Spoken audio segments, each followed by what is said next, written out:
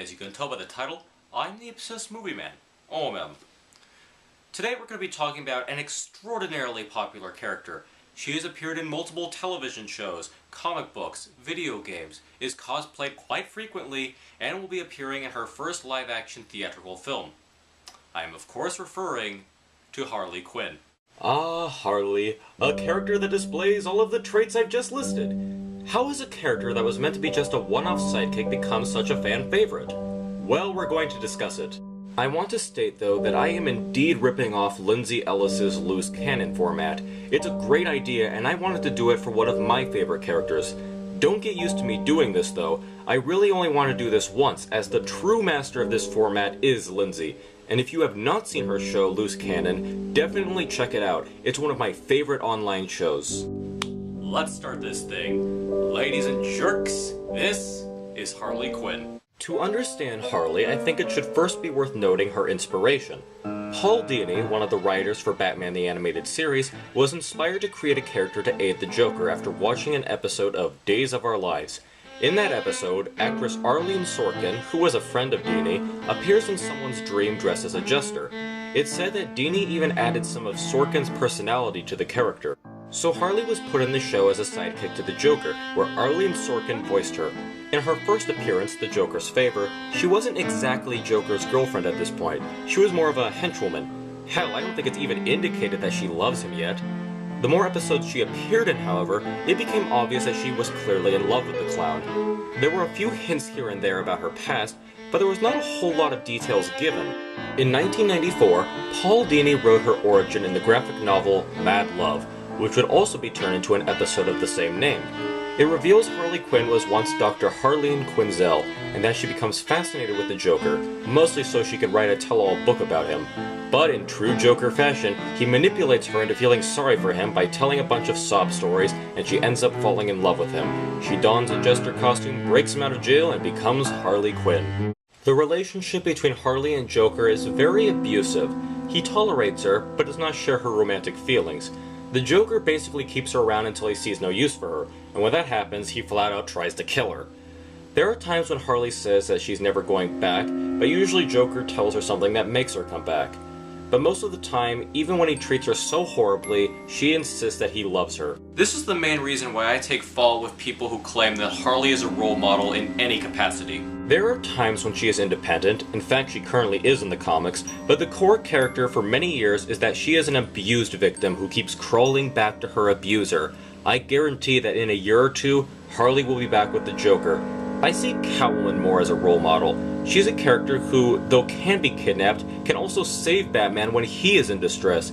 She is not at his beck and call and will not cower before him. Catwoman is a role model. Harley Quinn is not. Enough of my rant on that. Let's continue. Harley eventually made her way into the mainstream DC Comics and is introduced around the time of the No Man's Land storyline. Her origin is basically the same, but there's the addition of her aiding Joker escape Arkham a number of times while she already works at the asylum, until she is eventually caught and locked up. When she escapes due to the earthquake, she gets her jester suit, finds Joker, and they apparently start a romance. Until Harley is placed in a rocket by the Joker and shot off into Gotham's garden. But before she blasts off, Joker makes an interesting remark, saying that he felt strange feelings when with her that confuse him, and that the only way he can get rid of those feelings is to get rid of the source. So in this origin, there's indication there are minuscule feelings he has for her, but even then he probably doesn't know what they are. When she lands in the garden, she's found by Poison Ivy, who nurses her back to health and gives her antitoxins that increase her strength, agility, and allows her to resist toxins.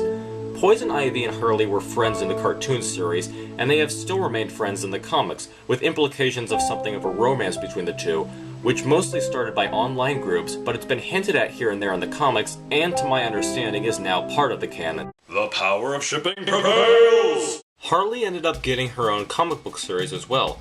They were mostly comedic, with Harley starting her own gang, or interacting with Jimmy Olsen in Metropolis while in disguise.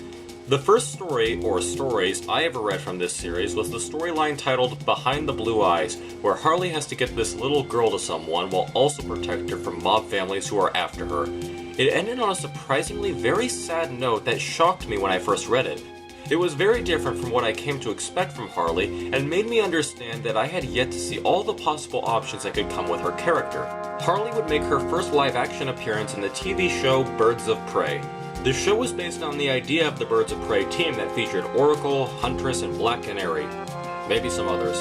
I don't really know because I didn't read a whole lot about them, nor did I watch the show. I do know about the reactions to the show, however, which has not been that positive.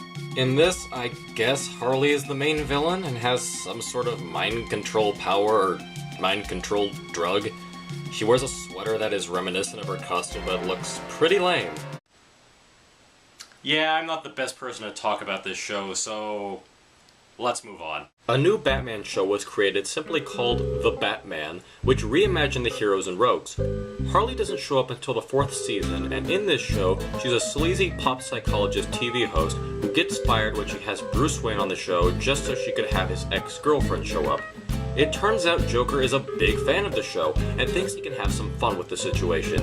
He gives her the impression that he's going to tell her about his past so she can make a comeback, but Joker turns the tables and starts to evaluate her. I'm not sure if this works as well in this cartoon, as it basically only takes a day to drive Harley to put on her costume.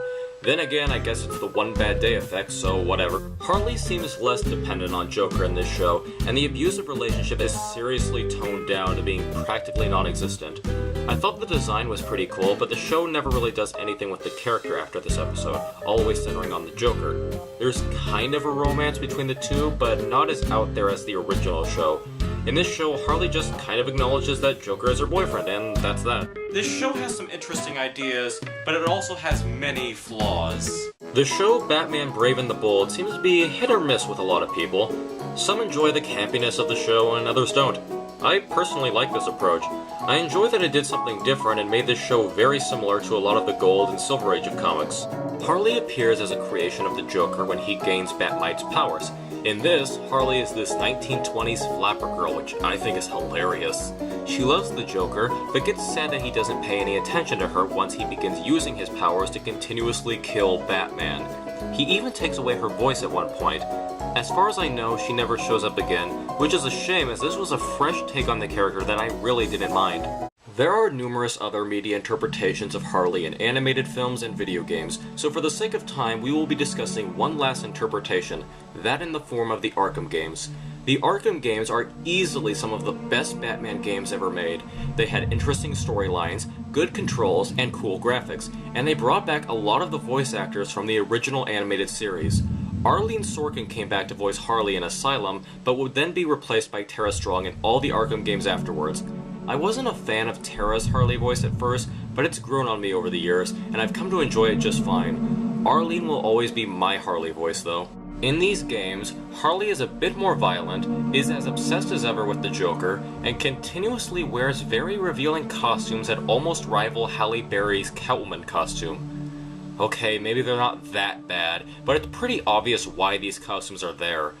There has always been an appeal to Harley. I mean, she's wearing a full-body suit in the animated series, but over the years she's been sexualized more and more, often to extreme degrees. Maybe this is the old parent in me, but it's just really weird for me seeing this, as I grew up watching and loving this character as a kid, and now, I don't know, I'm not a fan of the costumes.